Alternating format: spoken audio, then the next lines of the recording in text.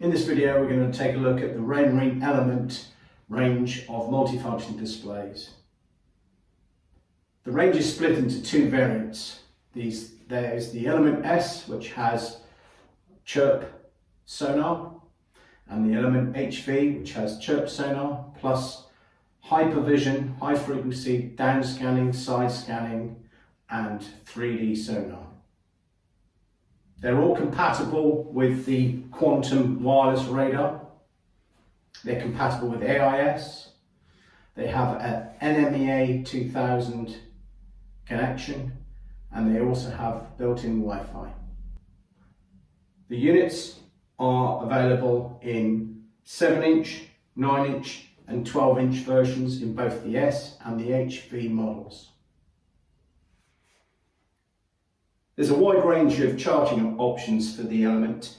You can run CMAP 4D, Raymarine's own Lighthouse charts, Navionics Plus, and Navionics Platinum Plus.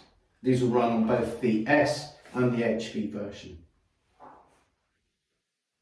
Here are some transducers that are compatible with the element HV and the element S. So if we take the HV first, this is an HV-100 Transducer transducer that is capable of high chirp, hypervisions, side scan, down scan, and 3D sonar. Now this is available as a bundled unit with the element HV, either 7, 9 or 12. If you're looking for a through hull option, this is the HV-300, which has the same functions as the transmount version, and it's available as a single or a pair with a Y cable. The transducers come with a fairing block, and they're a relatively low cost through hull solution. On to the element S. So the element S is traditional high chirp sonar. There's a range of transducers, starting with the transmount transducer. You have plastic through hull transducers available with 3 tilted element sizes: 0 degree, 12 degree and 20 degree, and its bronze counterpart, again the 3 different sizes. There's also an in-hull oil bath type transducer called a CPTS in-hull, and it comprises of a base which you cut to the angle, so you've got 3 angles, again 0, 12 and 20 degree, and you bond it inside the hull, you fill it with mineral oil or marine antifreeze, and you lock the cap into the unit, and then you have an in-hull transducer. Just be careful of finding out whether your boat is double skinned or not, because if you've got a foam core inside the hull, it's not going to like it, and you have to then cut away at the inner core to get to the outer skin.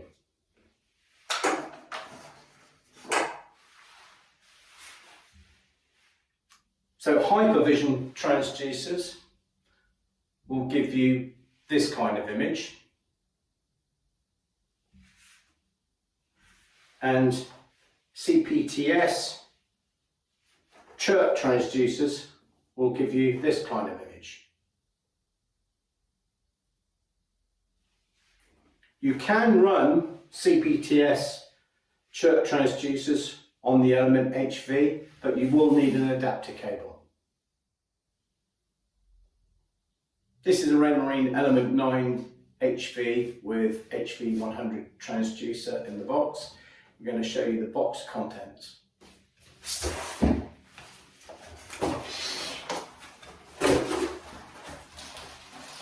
is your documentation. This is a flush mount gasket, so it's just the outer bit that you use as a flush mount gasket. The element with a screen cover.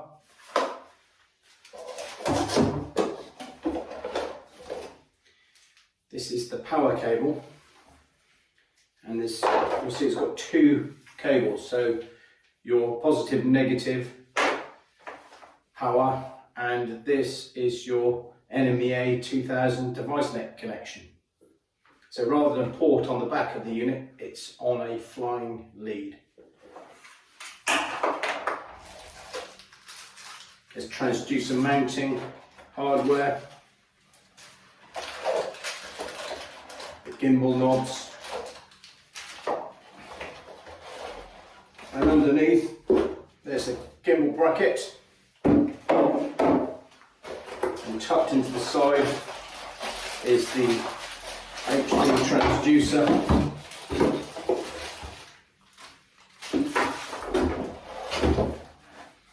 And that's the box contents. The Element is a button controlled unit. It's not touchscreen, it's buttons. The buttons are on the right hand side of the unit. The power button is down at the bottom here, and this rubber cover is a waterproof chart cover where you put your micro SD chart. There are 3 user definable favourite buttons, and these are your navigation buttons, and at the top here is a waypoint button. To flush mount the unit, there are 4 corner rubber covers where you simply drill through and screw or bolt. It's a very slimline product. The GPS is a 10 Hz GPS which is built into the unit. On the back here are your connections. This is your power and NMEA 2000 connection. So as I said before, it's a flying lead NMEA 2000 connection that runs off the power cable. And this is your transducer port. So this is an HV model, and I don't know if you can see on this video, but the pins are male. On the S model,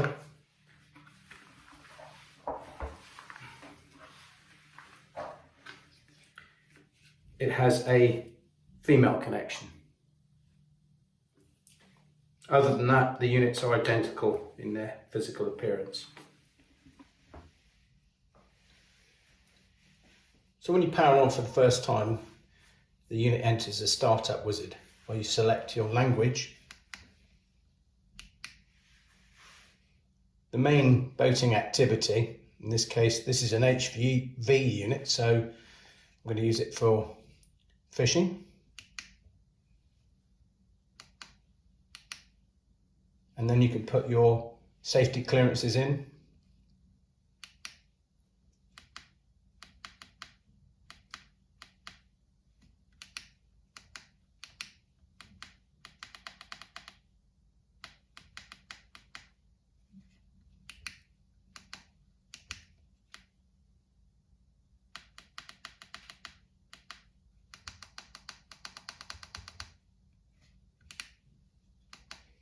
And then the number of engines, number of fuel tanks, any freshwater tanks on board, live well tank, grey water tank and black water tank, batteries,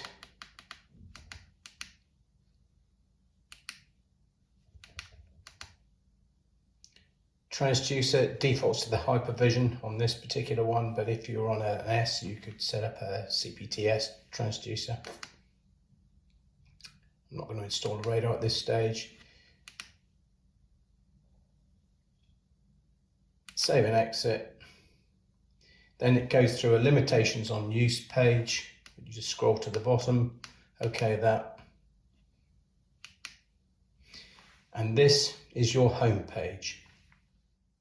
So I put the Raymarine into simulation mode, and we're going to show you some of the basic features of the chart plotter. So to navigate around the screen, you use the directional arrows, and you'll see a blue outline on the app that is active. So we'll select chart, click OK, and it's simulating our position on the chart. To build a route, it's very, very simple. You select your start point by moving the cursor, you click OK, and then you can build a route, and then you build up the various legs of the route by dropping waypoints. To finish the route, you press and hold OK and finish build. And then you can follow the route or exit just to save the route. To drop a waypoint, you can simply hit the waypoint key. That will drop a waypoint at the vessel. You can change the symbol and you can also change the name. Or you can move the cursor and drop a waypoint at the cursor.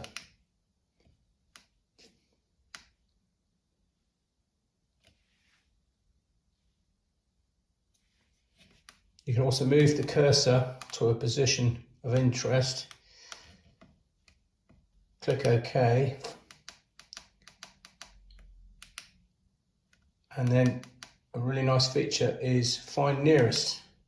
So you can look at these different parameters. In case we look at Rex, it's then searching for Rex.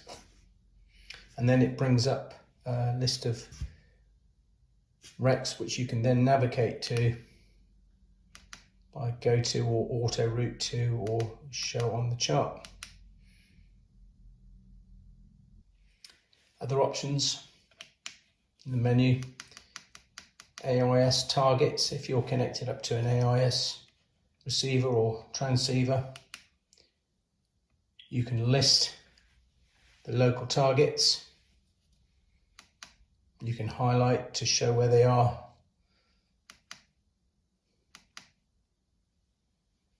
And you can go up to target settings. You can turn AIS on to go on to the to be overlaid onto the chart page. Yeah, the AIS targets in red are the targets of concern, and green are targets that are moving away from you.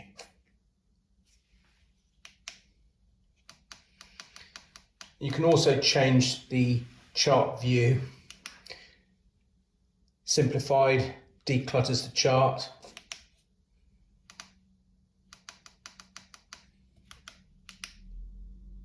Detailed has all the detail.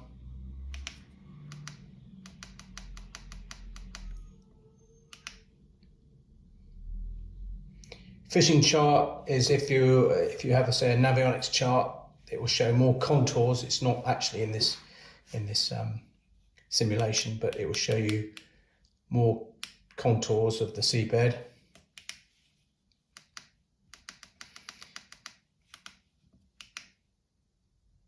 And a running chart changes the orientation to head up, declutters the chart. If you're running above 10 knots, this is the view you will get. If you slow down slower than 10 knots, you get the full detailed chart back. And then tidal screen. This screen shows our tidal data, such as current direction and our drift in speed in knots, our tidal direction through the purple arrow, and our heading and our tidal offset. So the three cogs at the bottom of the chart menu are general settings, where you can change the source of the chart. You can turn on and off layers such as AIS and radar. You can change the way the chart looks in terms of where the position of the vessel, either middle or bottom, and chart orientation, north up or course up or heading up. You can change the color shading on the chart, and you can also change the spot soundings, where you can say just look at ones down to whatever level you want. You see it on the right hand side, this chart that is actually changing live with the changes we make.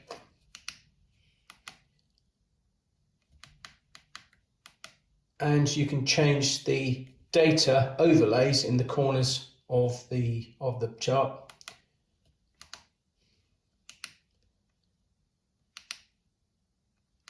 So any of the parameters that are available on either from the internal sensors or from external sensors that are connected.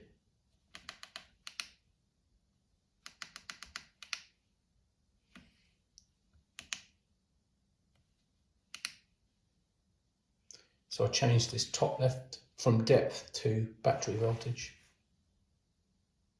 We'll go into some of the chart options on various charts a little bit later in the video. So the next function we'll look at is Fishfinder.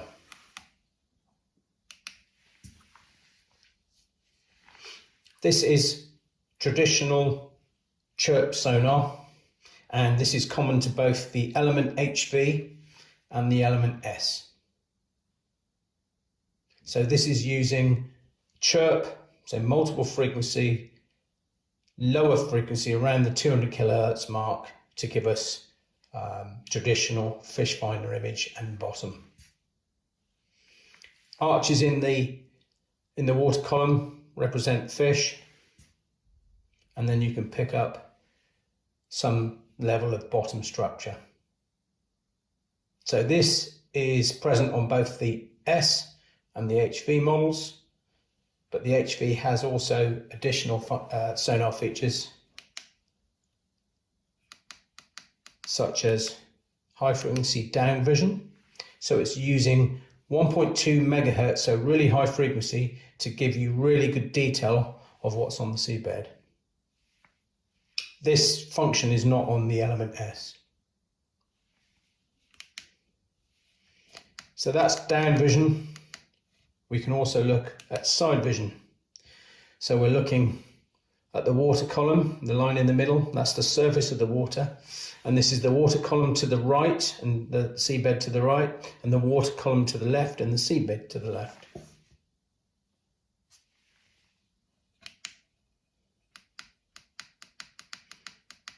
And the HV model also has real vision 3D.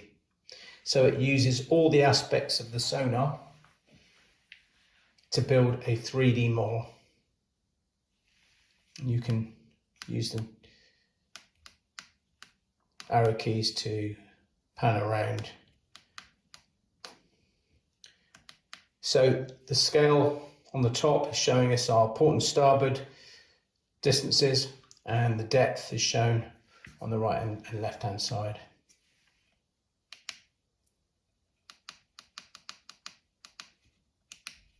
And we can look from above.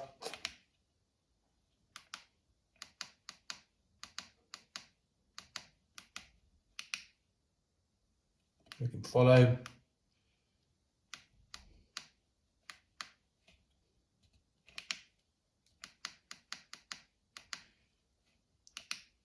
And we can offset.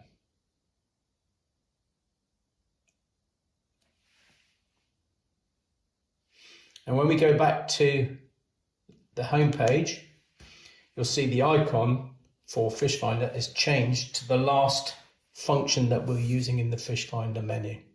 So this icon is for the real 3D. If I go back into the Fishfinder,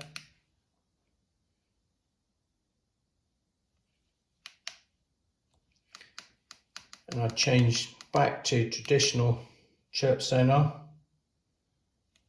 go back to the home page, and there's the icon for the traditional chirp sonar. The next screen we're going to look at is the chart and dashboard split screen.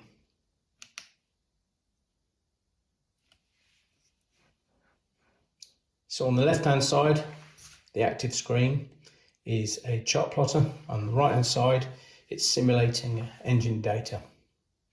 There's an orange border around the active screen, so you can zoom in.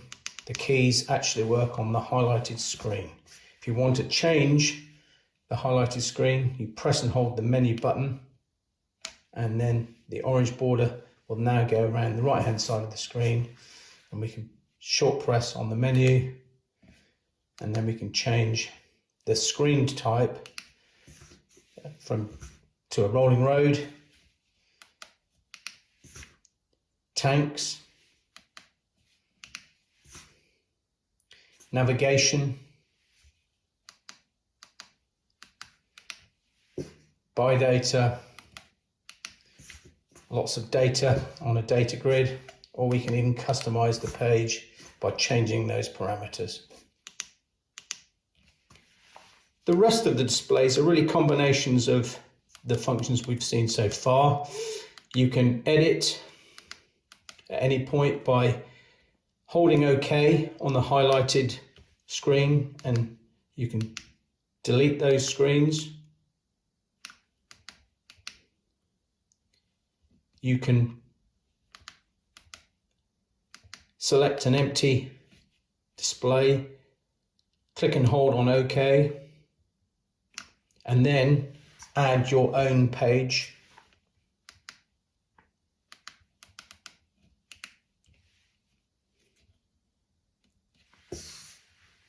So you can customize the home page to suit your purposes. So I've added a radar page. As I mentioned earlier, the Raymarine element is compatible with the wireless quantum. So it will talk wirelessly to a quantum radar.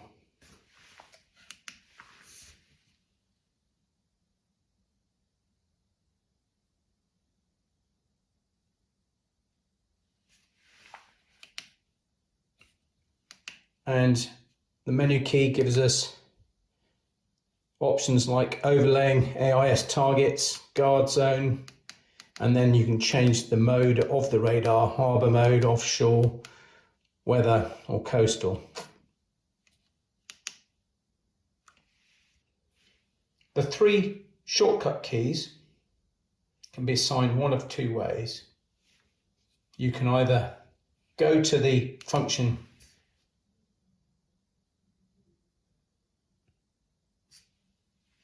then press and hold one of the buttons, and it will give you a message to say that key is being configured. Or you can go into the home page, press and hold OK, and then assign as quick launch. So if I now press 1, we're going into the chart page. Press 2, we're going into the Fishfinder.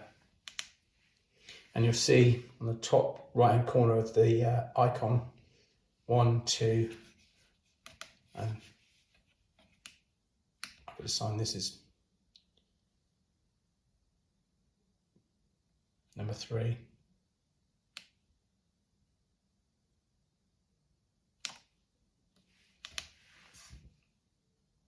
So now we have 3 quick launch buttons. So in the top left hand corner of the screen is our position, and if I highlight it, click OK, it then brings me up to our satellite page. The top right is the clock. Press the menu button. I can then start a timer which can be count up or count down, and you can create a start time and a time zone.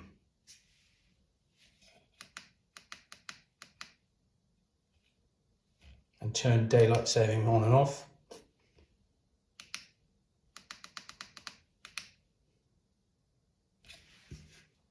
In the middle at the top is a fixed battery voltage showing us our supply voltage. At the bottom we've got our waypoints screen where we can edit our waypoints, rename our waypoints. Same with routes and tracks. And then our general settings page. So if you want to update the software, you can do it through this page. Our boat details that we entered after first turn on, you can edit that.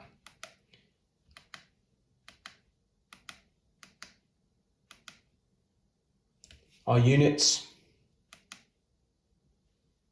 the color theme of the display. This is setting up the Evolution autopilot compass if you've got an autopilot set up. Diagnostics.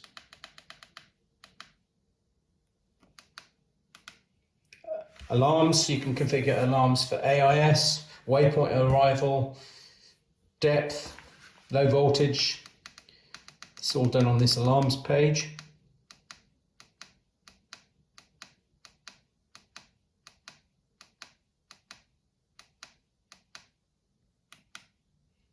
Import and export. This is really data such as waypoints, exporting them to an SD card or importing them from an SD card. And then Wi-Fi. You can connect it to a Wi-Fi network. You can run software updates over a Wi-Fi network. You can set it as a Wi-Fi hotspot, and you can use Wi-Fi to connect to a quantum radar. As I mentioned earlier, the Raymarine element is compatible with a wide range of charting options, and we're going to start by just having a look at some of these charts inserted into the unit. First one we'll look at is the CMAP 4D.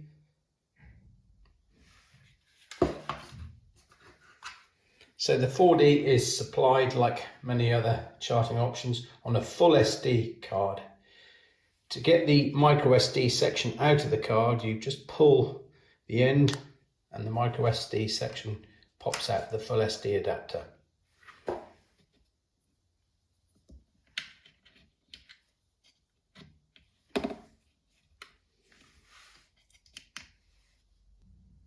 The first thing you need to do is set the chart source to CMAP 4D by going into settings, and you have a choice of either the navigational chart or a raster chart. In this case, we'll look at the navigational chart. So this is the CMAP 4D presentation on the Raymarine element. You can see on here there's some tidal arrows showing the direction and strength of the tidal flows. I'm going to zoom in to get a bit more detail. We're just looking at the Solent just by the Bramble Bank. As you zoom in, you get more data. All the buoyage, spot soundings. You can change the presentation of the chart by going into settings.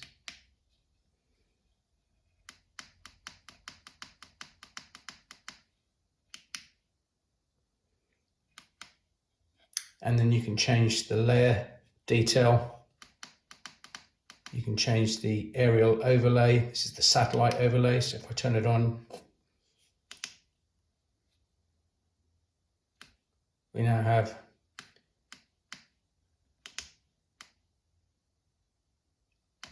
satellite overlay imagery for the land.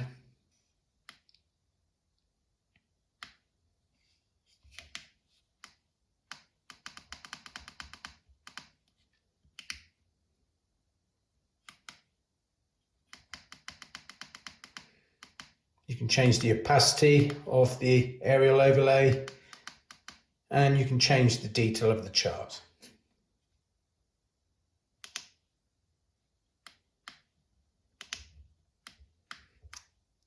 If I scroll around, click OK, and go into chart info,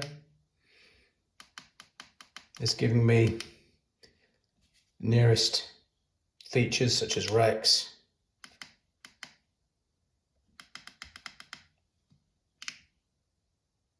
the nature of the seabed at that point,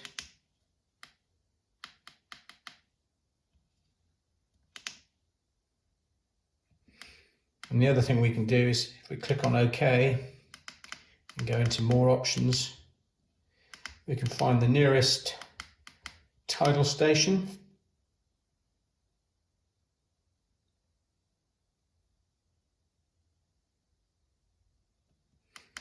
for example, cows. Go into more information, and this will show us our tidal plots.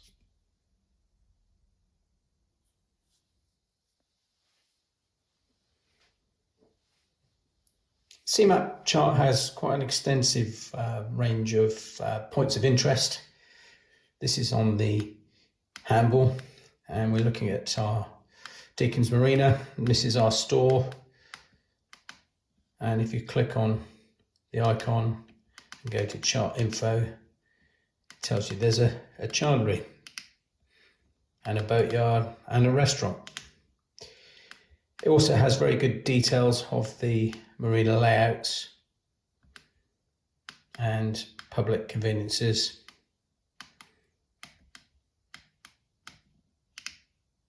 And boat hoist, that sort of thing.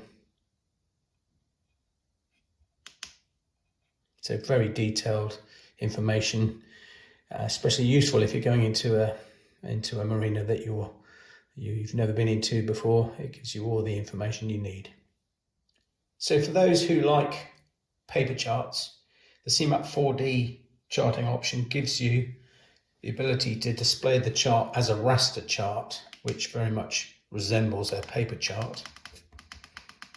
So in settings, instead of using the navigational chart, you go into 4D raster chart. And then you can see the chart moves from a vector chart into a raster chart. And as you zoom in, you have all the detail.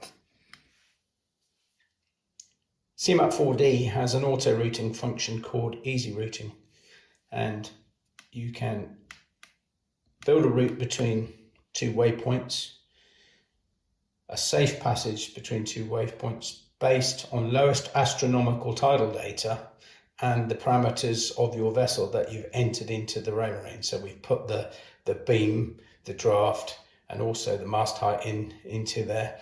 So we can then create a route by clicking on a start point.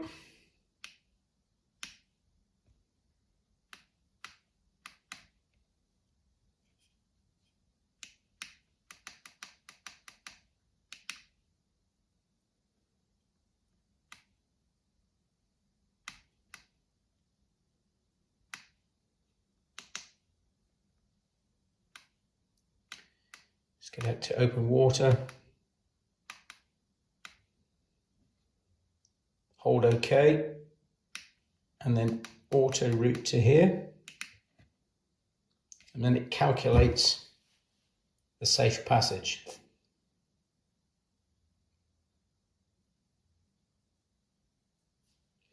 So it's run through the passage. It's also warning us that there are legs of this passage where there are hazards to be aware of, and it's shown by the exclamation marks.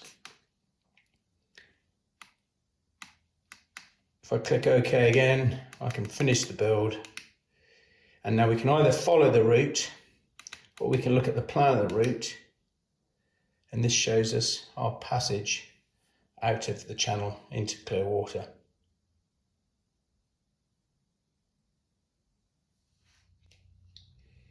So we're now looking at a Raymarine Lighthouse chart, looking at the Solent, and the presentation from the Lighthouse chart is nice and clear. There is no auto routing, so any routing will have to be manual. If you go into settings,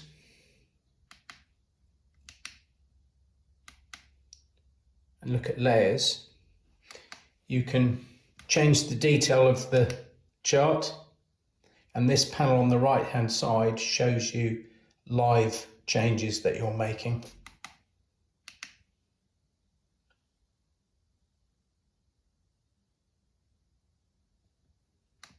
You can also change the object size.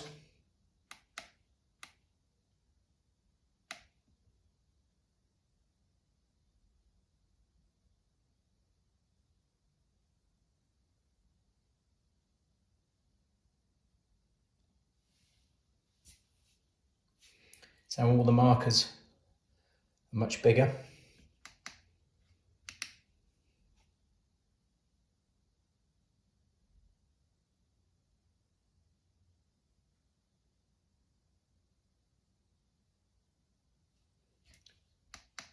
You can reset the palette for bright sun, so it optimizes the colors used for bright sunshine. You won't see any difference in this lighting mode, but it's quite effective when you're out in the bright sunshine. And you can change chart style from leisure to government. They do have an aerial overlay where you'll see satellite imagery, and you can change the opacity up and down.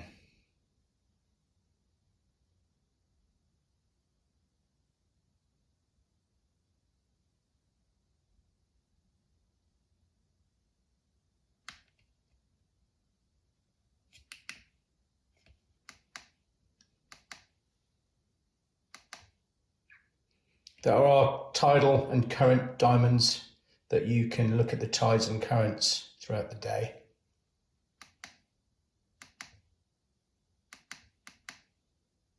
So if we go back to the chart, so these small icons which say reads almanac, if you hover over one, click OK, and look at chart info, and then select the reads almanac, it's then got all the important information around that point with facilities, telephone numbers, local charts,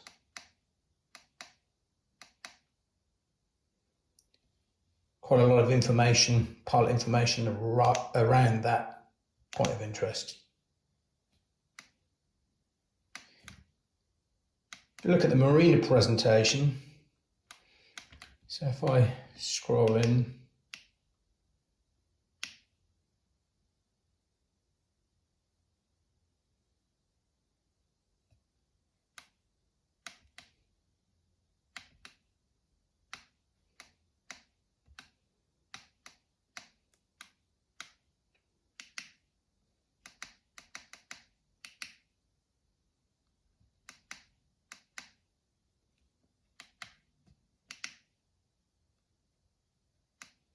there's information about the marina and also photos. Makes it really easy to come in to an unknown marina and have some idea where you're going to go and where the facilities are.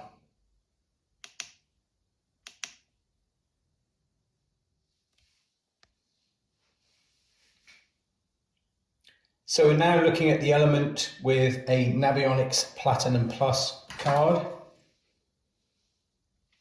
The element's compatible with the Navionics Plus and Platinum Plus, and if you want the relief shading layer, you go for the Platinum Plus.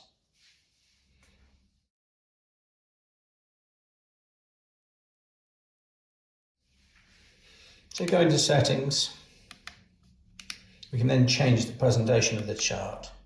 So you can change the detail, low, medium, and high. Keep it on medium for this particular situation. Layers. Now, if you're interested in the relief shading layer, you use this to turn it on, but you do have to use the Navionics chart installer on a PC to download the relief shading layer onto your Platinum Plus chart. So if I turn on the aerial overlay, we can see we've got satellite imagery on the land and also the relief shading, high detailed seabed information. You can change the opacity of the aerial overlay using this control, but for this purpose I'm going to show it to you at 100%.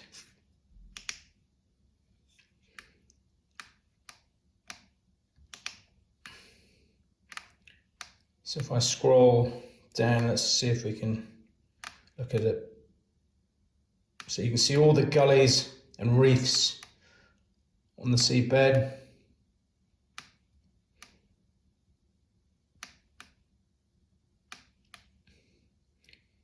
even if you're not a fisherman or a diver, it's just useful to see what's underneath you. So if you're coming into anchor an unknown anchorage, you can see whether it's sand or rock or shingle. The detail on the relief shading is quite fantastic. So if you look at a wreck, for example, if I zoom in on this wreck, you can actually see the wreck lying on the seabed. If I turn the layer off,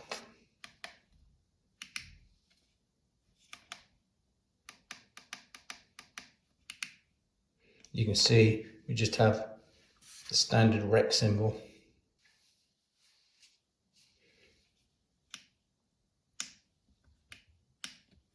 So there's quite a lot of information on these charts, very accurate marina layouts with the pontoon lettering.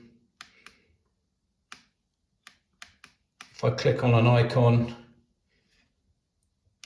and go into chart info, it's got information about the Yacht Club Harbour Master. So if I click OK, it then has the telephone number and website and information for the yacht club. So there's a lot of information, point of interest information.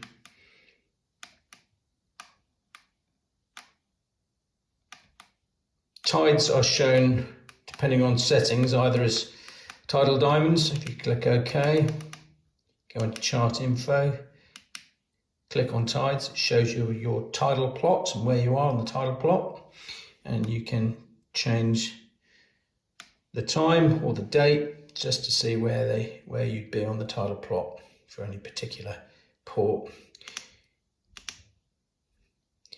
You can, in settings, also change these to dynamic icons.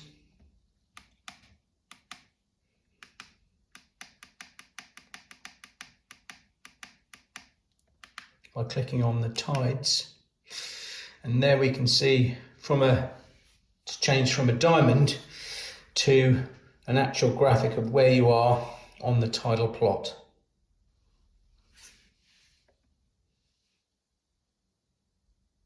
When you turn switch the tide icons on, you also get the current streams, and you can click on a current stream, go into chart info, and you see currents, click OK, and this gives us the current, the direction and the strength of current in knots. Both Navionics Plus and Navionics Platinum Plus have auto routing. It's called dock-to-dock auto routing, and it uses the parameters that you programmed into the element, such as your draft and your beam, to calculate a safe passage between two waypoints. So you can build a route